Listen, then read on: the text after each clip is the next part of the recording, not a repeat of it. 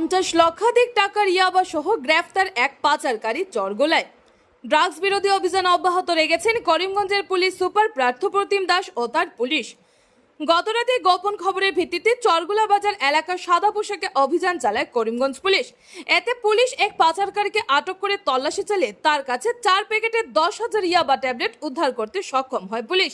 Police সূত্রে জানা যায়, আটক হওয়া যুবকের নাম সুপান উদ্দিন, বাবার নাম মাতাবুদ্দিন, বাড়ি চরগোলা এলাকায় বলে জানা গেছে।